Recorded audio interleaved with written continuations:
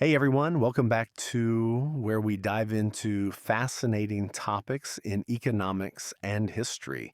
Today we're exploring a lesser known aspect of the antebellum U.S. South, the economics of slave hiring. This is based on a research paper by Ennio E. Piano from the University of Mississippi and Sean Patrick Alvarez from Jacksonville State University. It's a deep dive into how slave owners temporarily leased out enslaved workers and why this practice varied across industries and demographics. We'll break it down step by step, so stick around. This should take about 10 minutes.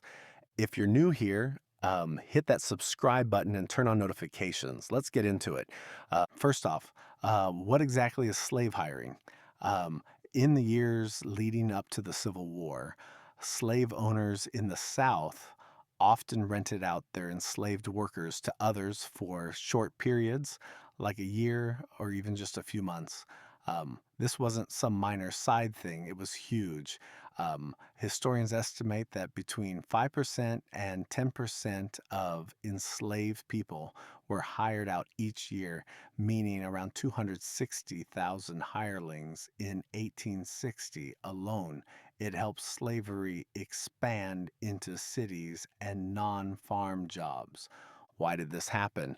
Owners might have extra labor they didn't need full time, or they wanted to punish someone by sending them away.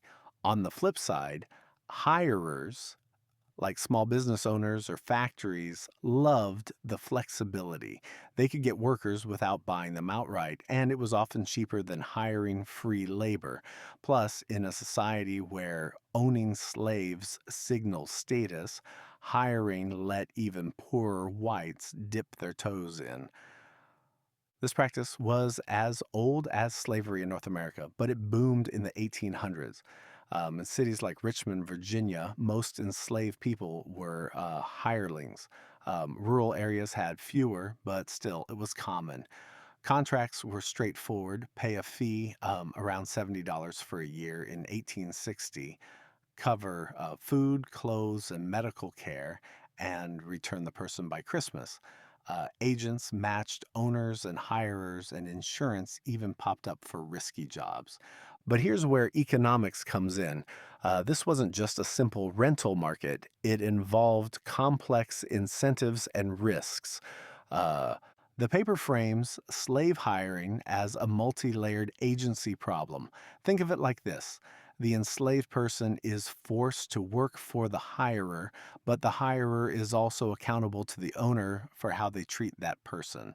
Slavery relied on violence or the threat of it to motivate labor. Owners balanced that. They didn't want to damage their property long term. But hirers? They only cared about short term output. Without checks, they'd use excess violence, more whipping, or neglect than the owner would tolerate since they didn't bear the long term costs. To counter this, owners charged higher rents for riskier hirers, added contract rules like no dangerous work, or sued if things went wrong. Courts got involved, standardizing contracts. Even insurance helped shift risks. From this, the authors predict two big things. Slave hiring would be less common in industries heavy on violence, like farming, where output is hard to monitor and sticks, punishment rule. More common in crafts or services, where skills and positive incentives, like rewards, matter. Hirelings would differ demographically. Males more than females because women faced higher risks like sexual exploitation, costing owners more. Age matters too. Younger ones costlier to damage long term, but older ones harder to monitor for abuse versus natural decline. Now let's look at the evidence the authors pull from history books and crunch numbers from the 1860 U.S. Census in Fauquier County, Virginia, a rural spot, but the data is detailed on who was hired out. Qualitatively, history backs it up. Hirelings dominated crafts: blacksmiths, carpenters, factory workers. In Texas, merchants hired more than farmers.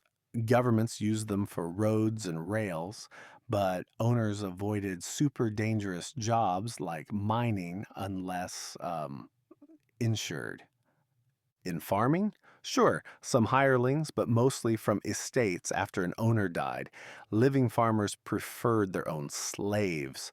Quantitatively, from the census, among 1,160 slaveholders, farmers were 30 percentage points less likely to hire anyone compared to craftsmen, even controlling for wealth, age, and sex. The gap holds.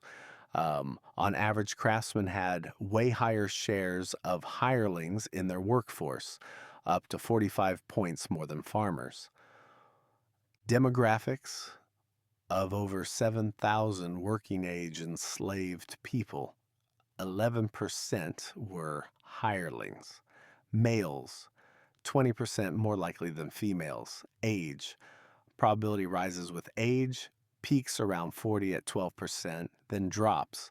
But split by sex, huge difference. For men, it's an inverted U, low as kids, peaks in 30s to 40s, falls after. For women, flat around 10% throughout, no big age effect. Why? The gap starts in teens, matching puberty age. Owners worried about pregnancy from abuse, which hurt resale or productivity. Past 40, the gap closes as the risk drops. The authors rule out alternatives like just productivity. Men's and women's output followed similar age curves, but hiring didn't. Skilled older workers were owned, not hired, due to info gaps on skills. Um, so, what does this mean? Slave hiring helped slavery thrive in cities by channeling workers to low violence jobs. It ties into bigger econ lit on coercion. Why mix sticks and carrots here? Hiring added layers, making violence costlier to manage. This isn't the full South. Fauquier's rural, no cotton fields, but the logic holds. It shows how economic incentives shaped even the darkest institutions. Thanks for watching. If you learned something, like comment your thoughts and share, check the paper link in the description. Sources are from the author's work. It's a preprint, not peer reviewed yet. See you next time.